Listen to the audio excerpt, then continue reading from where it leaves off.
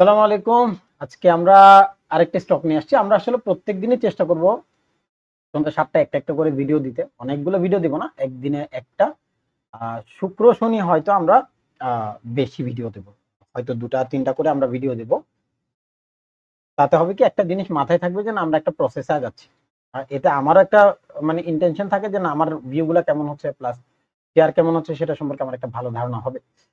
আর বলেছি ১০০০ সাবস্ক্রাইব হলে অবশ্যই আমরা একটা মিটিং করব ইনশাআল্লাহ খুব তাড়াতাড়ি। আর সবার গল্প শুনবো সেদিন ইনশাআল্লাহ। সবার গল্প শুনবো। তো দোয়া করেন যেন যত তাড়াতাড়ি সম্ভব আপনারাও হেল্প করেন। আমার এটাতে আসলে ফায়দা আছে কিনা আমি জানি না, বাট আমার ভাল লাগে। আপনারা যখন কোন একটা কমেন্টস করেন আমার শুনতে বা দেখতে খুব ভালো লাগে যে আপনারা কমেন্টস করছেন।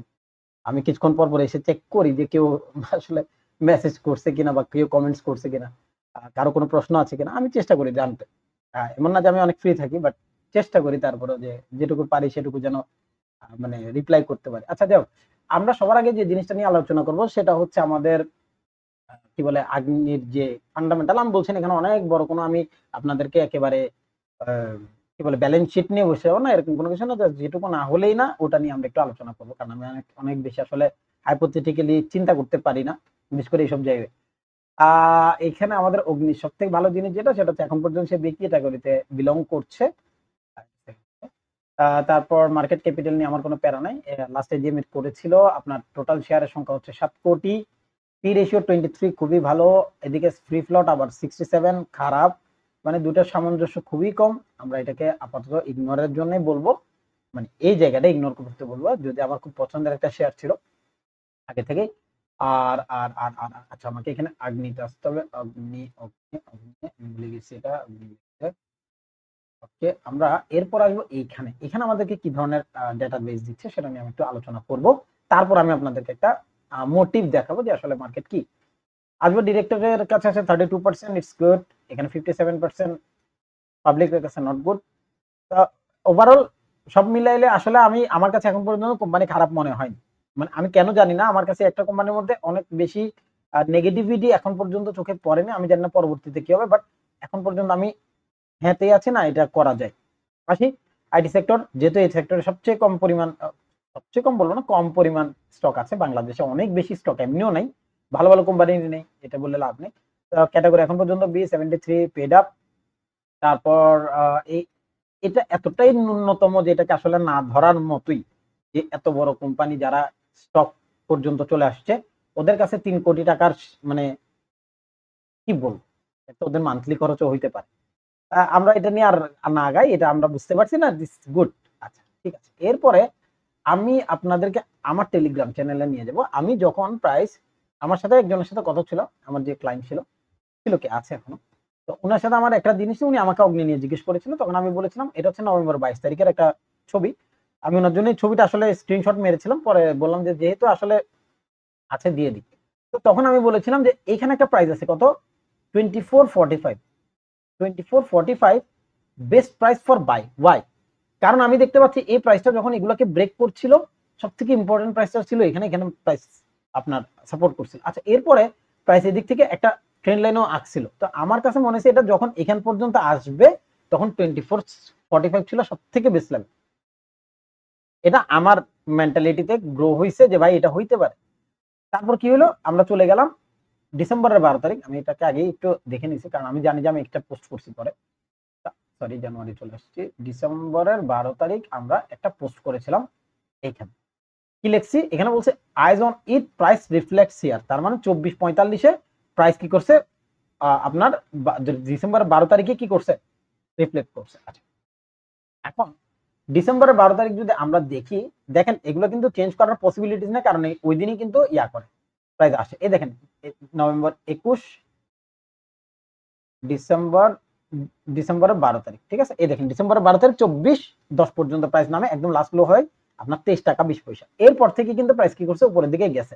এবং এরপরে আমি আরো কয়েকদিন পর আমি একটা জিনিস দিয়েছিলাম অগ্নির ব্যাপারে। অগ্নি is now at the price of consolidation, অর্থাৎ প্রাইস যখন একটা এরিয়াতে পৌঁছায়। দেখেন আমার ভিডিওগুলো লম্বা হয়, আমার কিছু করার নেই। আমার জিনিসগুলো আসলে ভেঙে, ভেঙে বলতে হয় কেন আমি এগুলো লেখি বা কিসের জন্য করছি। তখন আমি বলছি this is the price bound area to be react, অর্থাৎ প্রাইস এখানে আসার পরে রিঅ্যাক্ট করবে, এটাই এটা নিয়ম। এটা নিয়ম, এটা করবেই, এমন এটা কনফ্লুয়েন্স করলে 10%ও করতে পারে। আচ্ছা, এখন at this time share holding pattern is questionable, অর্থাৎ আমাদের কাছে কোম্পানি অনেক ভালো, কিন্তু শেয়ার প্যাটার্ন যেটা ওই 60% আর 30% যে শেয়ারটা, সেটা আমার কাছে এখন পর্যন্ত তখন কোয়েশ্চেনেবল ছিল। Maybe this is point of view of price drop, এই কারণেই মনে হয়েছে যে প্রাইসটা আসলে ড্রপ করতেছে, বাট করার কথা না, কারণ কনফিডেন্সের এরিয়াটাই ছিল ওরকম, ওটা আমি ওটা দেখছিলাম। But hopefully price become strong for the next few weeks. দেখেন আমি ওখানেই বলে দিছি যে আমার তখন পর্যন্ত ডিসিশন ছিল প্রাইস কিন্তু ড্রপ করবে উইদিন উইক বা 2 উইকস, লিখেও দিছি। দেখেন প্রাইস তার জানুয়ারির 5 তারিখ থেকে আলটিমেটলি প্রাইস উপরে উঠে স্টার্ট করছে, এবং ওইখানে আমি বলছি না ভাই আমি অনেক ভালো ট্রেডিং জানি বা অনেক কিছু জানি না, এরকম কোনো কিছু না। আমার ব্যাপারগুলো হচ্ছে আমি যখন ট্রেডিং নিয়ে আলোচনা করি বা আমি যখন কোনো একটা চার্ট নিই, আমি একদিনে কিন্তু একটা বেশি কখনো শেয়ার অ্যানালাইসিস করি না। আপনি দেখেন আমি যতগুলো শেয়ার দিচ্ছি প্রত্যেকদিন একটা, ওয়াই? তার কারণ আমার কাছে মনে হচ্ছে যে আমি যদি বেশি করতে আমি নিজে গুবলেট করে ফেলবো, তখন আমি একটা ফেসাদে পড়ি। আমার কাছে তিন চারটা স্টক নিয়ে কেউ প্রশ্ন করলে আমি তখনই একটা ঘাপলার মধ্যে পড়ি। আমার দরকার নেই, আমি যেগুলাকে দেখি আমি ওগুলাকে একটা চার্ট লিস্টে রাখি, ওয়াচ লিস্টে রাখি, যে এটা আগামীতে এভাবে এভাবে হইতে পারে। তো আমার তখন মনে হলো যে এটা হবে। আমি ফুল ভিডিও ইজ কামিং বলছিলাম, হয়তো দিছি কিনা আমি আসলেই জানি না। এটা কিসের ভিডিও? এটা মিডল্যান্ডের। আসসালাম। আচ্ছা, এটা আমাদের মিডল্যান্ডের ভিডিও। আমার এই ভিডিওটা আপনারা যদি পারেন কখনো অবশ্যই আমার এই চ্যানেলে এসে দেখে নেবেন, আমার টেলিগ্রাম চ্যানেলে। জবরদস্ত, কারণ এত সুন্দর করে মিলছে এটা আমি নিজেও বিলিভ করি না যে এতটা সুন্দর করে মিলবে। তো যাই হোক, আমরা আসতেছি পরে। তা আমাদের এখন যেটা করতে হবে সেটা হচ্ছে real time charting. Real time charting এ আমরা যখন যাব, আমি কনফ্লুয়েন্স এরিয়া থেকে অলরেডি মার্কেট যদি আমরা হিসাব করি, তাহলে আমাদের মোটামুটি 20% অলরেডি বাই করে ফেলছে 224 থেকে। অর্থাৎ আমরা যদি 2450ও হিসাব করি যে আমার এখান থেকে ডিরেক্ট বাই হয়, বা আমি পার্সোনালি যদি বাই করতাম, আমি যদিও করতে পারিনি কারণ আমার কাছে টাকা ছিল না, মানে ক্যাশ ক্যাশ বললেন এটাকে, এটা কি বলে, ফ্রি ছিল, ক্যাশ ফ্রি ছিল না, সেজন্য আমি কিনতে পারিনি। তো যাই হোক, 2450 যদি হয় তাহলে 2 টাকা 40 পয়সা করে আমি হিসাব করব, 2 টাকা 50 পয়সা হিসাব করে, অর্থাৎ 5 টাকার যদি গ্যাপ পড়ে তাহলে আমি 20% অলরেডি কি পেয়ে যাই, গ্যাপ পেয়ে যাচ্ছি। তার মানে 29 টাকায় গেলেই প্রাইস আমার অলরেডি 20% গেল। কতদিন? Within 1 week. বা আমি বলছি যে এটা আসলে অনেক যে ভালো তা না, বাট আমাদের কাছে আমি এটা হচ্ছে খারাপের মধ্যে ভালো, খারাপের মধ্যে ভালো আমার কাছে 20% অনেক। আমি সারা বছরের টার্গেট করি যে আমার কাছে 1 লাখ টাকা আছে, আমি 1 লাখ টাকা 2 লাখ টাকা করতে হলে আমাকে সারা বছরে 6টা ট্রেড করলে যথেষ্ট। আমরা 6টা ট্রেড করব, আমার অ্যাকাউন্ট ডাবল হবে। তবে হ্যাঁ, এখানে শর্ত হচ্ছে আপনি ওই অ্যাকাউন্ট থেকে 1 টাকা উঠাতে পারবেন না। তার মানে আপনি যখন ইনভেস্টিং নিয়ে আসবেন মার্কেটে, একটা জিনিস মাথায় রাখবেন, আপনি কখনো আপনার রেগুলার যে ইনকাম বা আপনার যে রেগুলার টাকাটা ওটা কখনোই ইনভেস্টমেন্টে নিয়ে আসবেন না। ইনভেস্টমেন্ট টোটালি ডিফারেন্ট জিনিস। আমরা মনে করি কি আমাকে বন্ধু বলছে, আমাকে অমুকে বলছে, তমুকে বলছে, ডাবল হয়ে যাবে টাকা। ভাই ও টাকা যদি ডাবল করতে ও আনে নাকি? সবার আগে প্রশ্ন তো নিজেকে করা উচিত। ভাই 20% বাংলাদেশের মার্কেটের বেসিসে যদি আপনি টার্গেট করেন তাতে অনেক বেশি। আপনি ভালো ব্লু মানে ব্লু চিপ যে কোম্পানিগুলো আছে ওগুলোর থেকেও যদি তাকান, আপনি 100% গেইন করতে আপনার 10 বছর লেগে যাবে। 200 থেকে 400 যাইতে কিন্তু অনেক টাইম। আমরা ওগুলো থিঙ্কই করি না। আমাদের কথা হলো ভাই চোখটা বন্ধ করে মারো, মনি ভাই কইরেন না, কইরেন না ভাই। আগে নিজের সাথে যুক্তিতে আসেন। আপনি একটা 10 লাখ টাকার ব্যবসা নিয়ে বসলে আপনি প্রত্যেক মাসে কত কামাবেন? ওই যুক্তিতে আসেন। যদি আপনাকে এটা ইনকাম স্ট্রিম করতে হবে আগে শিখতে হবে, কোনো কথাই নেই এইসব। নালে এটা পাগলামির থেকে বেশি ছাগলামি হয়ে যাবে, যে আপনার কাছে উত্তর না থাকে। ঠিক আছে, তো করা যাবে না, কইরেন না। সবার আগে কারো কথায় কোন রকমের ইনভেস্টমেন্ট মার্কেটে আনবেনই না। আচ্ছা, এটা এটা কত থেকে পড়ছে আমি জানি না আসলে। এটার এখানে তো মাশাআল্লাহ যে হাই, মানে আই ডোন্ট নো এটা কি। আমার কাছে এটা প্রথমবার চোখে পড়ছে, আমি এর আগে দেখিনি। তো আমরা আমাদের মান্থলি বেসিসে চলে আসবো। আমার যেহেতু এটা লাস্ট ফ্লোর এরিয়াটা আমাকে একটু মার্ক আউট করতে হচ্ছে, আমার উপর আজান দিচ্ছে, বের হতে হবে। এটা ভাই এটা আবার চলে গেল কেন? আচ্ছা shit। আচ্ছা, আমি এখানে না করি তাহলে আমাকে যেটা করতে হবে এটা হচ্ছে ট্রেডিং ভিউতে। ভাই সরি, আমার একটু লেট হয়ে যাচ্ছে এটার কারণে।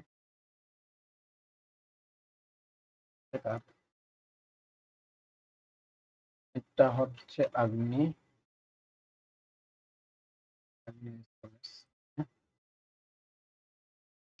তা আমরা চলে যাব এইখানে ডেইলি বেসিসে। আমরা ডেইলি না, আমরা একেবারে মান্থলি থেকে স্টার্ট করবো, যেহেতু এটা অলরেডি আমাদের একটা পয়েন্ট আপ করা ছিল আগে থেকেই। তো আমি দেখতে পাচ্ছি প্রাইস যখন এখানে ড্রপ করলো একদম দেখেন প্রাইসটা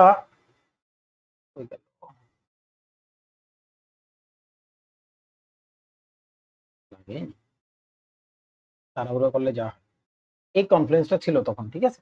তো এখানে আমাদের এই জন্য দাগটা দেওয়া ছিল যে 24 টাকার যে লেভেলটা সেটা। আচ্ছা যাই হোক, প্রাইস এখন এখান থেকে উঠছে, এটা এটা একটা ভালো দিক, এটা আবার একদিকে খারাপ দিক। কেন? দেখেন এখানে প্রচুর লোক ঢুকবে, ঢোকার পরে একটা সার্টেন অ্যামাউন্ট অফ টাইম সেটা ড্রপ করবে। ওয়াই? সেটার উত্তরটা বলে দিচ্ছি।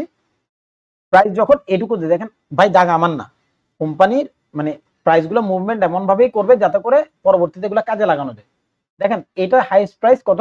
34 টাকা 31 পয়সা প্রাইস এটুক পর্যন্ত যেতে পারে। আবার বলছি যেতে পারে। কেন? 34 টাকা 31 পয়সা থেকে প্রাইস ড্রপ করবে এমনটা আমি আশাবাদী। এখানে সব থেকে বড় যে ব্যাপারটা সেটা হচ্ছে প্রাইস যখন উপরের দিকে যাচ্ছিল, সে তার যে রেঞ্জ ছিল সেটাকে সে ক্রস করছে ঠিকই, ক্যান্ডেল ক্লোজ করে মান্থলিতে। উইকলিতে হয়তো করতে পারে, আমি জানি না। উইকলিতে সে করছে, টিকতে পারে না, এক ক্যান্ডেলে ড্রপ, একদম ড্রপ। Thank you. তো প্রাইস যখন ড্রপ করছে, দেখেন ড্রপ করতে করতে প্রিভিয়াস যতগুলো লো ছিল প্রত্যেকটা লোকে সে ভেঙে ফেলছে। আলটিমেট প্রাইসের মধ্যে আর কিছু আসুক না হোক আসুক, একটা উইকনেস কিন্তু মার্কেটে চলে আসছে।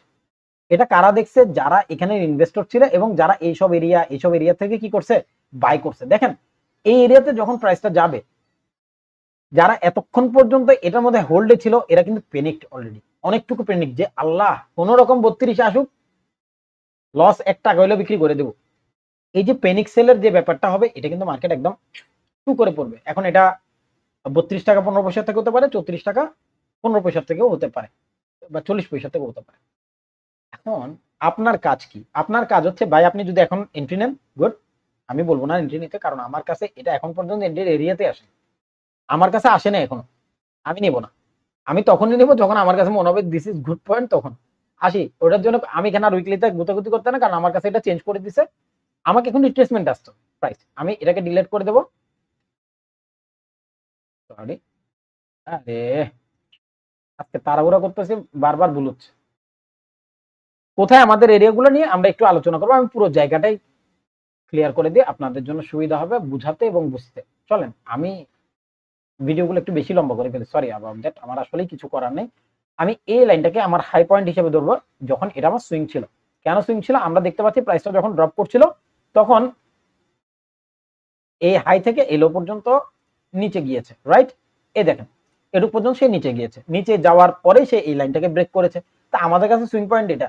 আর আমরা যদি একটু বড় করে ধরি, চলেন একটু ভাঙাভাঙি করি। এখানে হাই করলো, সরি লো করলো, দেন হাই, দেন লো, দেন হাই, দেন লো, দেন হাই, এরকম করতে করতে প্রাইস এটুক পর্যন্ত মেজারমেন্টে এসছে। আচ্ছা, যখন এটাকে ভাঙলো তখন আমাদের কাছে একটা পিকুলিয়ার এরিয়া ক্রিয়েট হয়েছে। তার কারণ হচ্ছে পরবর্তীতে প্রাইস গুলোকে যাতে আমরা ডিটেকশন আনতে পারি। আমি বলছি না এটাই লাস্ট, কারণ এখান থেকে প্রাইস উপরে যাওয়ার পসিবিলিটিস 100 এই মুহূর্ত পর্যন্ত। কেন? সেখানে এটা রিজন হচ্ছে এখানে একটা গ্যাপ আছে, এই গ্যাপটা সে ফিল আপ করবে। কতটুকু পর্যন্ত ফিল আপ করবে এটা একটু বলে দিই। সবার আগে আমাদের কাছে প্রাইস ফিল আপ এরিয়া হচ্ছে, মনে করি এইটা, মনে করি, বলছি না এটাই হবে এরকম, বাট হওয়ার পসিবিলিটিস রাখে।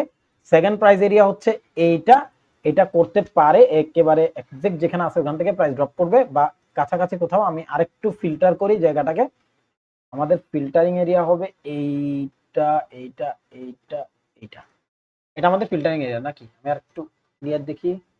Price price price price price, হ্যাঁ, এখানে আমাদের কাছে এটা এই মুহূর্ত পর্যন্ত মানে রেসিস্ট্যান্স এরিয়া, মেজর রেসিস্ট্যান্স।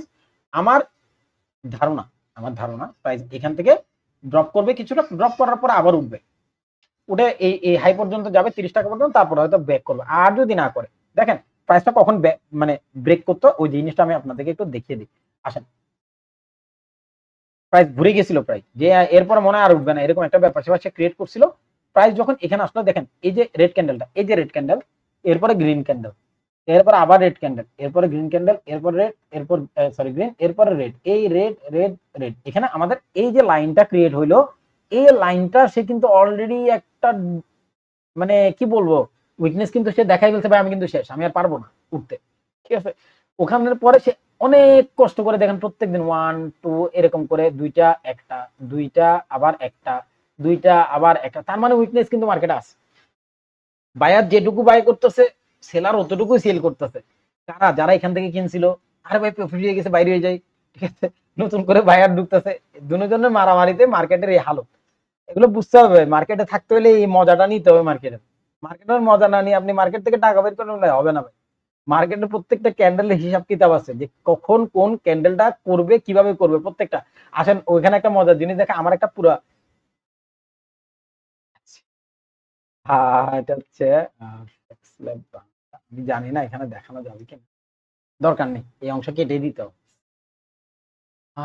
আমি আপনাদেরকে একটা চ্যানেল দেখাবো আমার, যেটার মধ্যে আমি পুরো ভিডিও দিয়ে রাখছি ফ্রি। আর চাইলে 15 ঘন্টার ভিডিও আছে, দেখে আসতে পারবেন। ক্যান্ডেল স্টিক্স এর আছে প্রায় 3 ঘন্টা।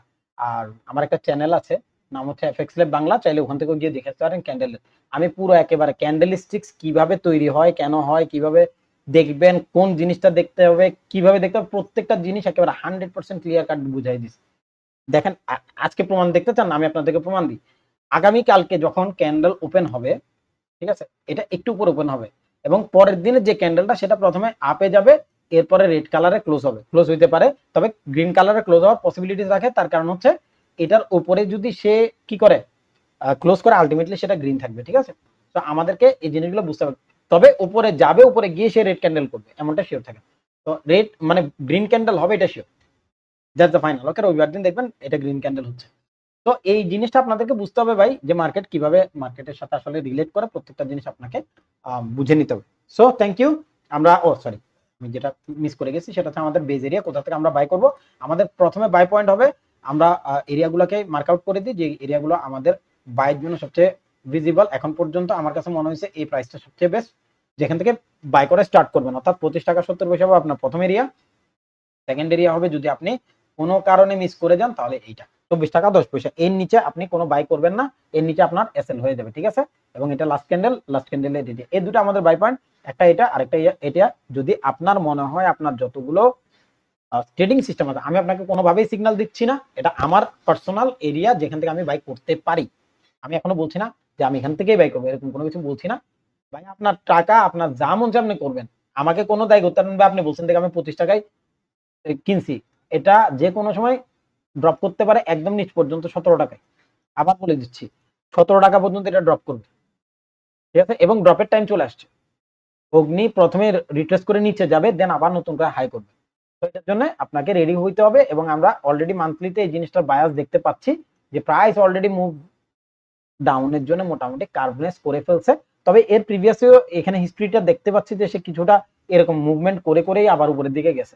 তো আমাদের কাছে পয়েন্ট দুটোই আছে, একটা হচ্ছে আমরা এই এরিয়াগুলো থেকে চাইলে কিছু পজিটিভিটি নিতে পারি, আদারওয়াইজ মার্কেট ড্রপ করে এটুক পর্যন্ত আসলেও অনেক বেশি অবাক হওয়ার কিছু নেই। 13 টাকা 48 পয়সা লাস্ট লেভেল, আশা করি এতটুকু আসবে না। আমাদের এরিয়া বেজ এরিয়া এটুক পর্যন্ত এখানে ফ্লাকচুয়েট দেখাচ্ছে, সেটা হচ্ছে 17 টাকা 97 পয়সা, 18 টাকা এখন পর্যন্ত আমার বেসিস পয়েন্ট, যে 18 টাকার পর্যন্ত মার্কেট আসতে পারে। তো থ্যাংক ইউ, ভালো থাকবেন, সুস্থ থাকবেন।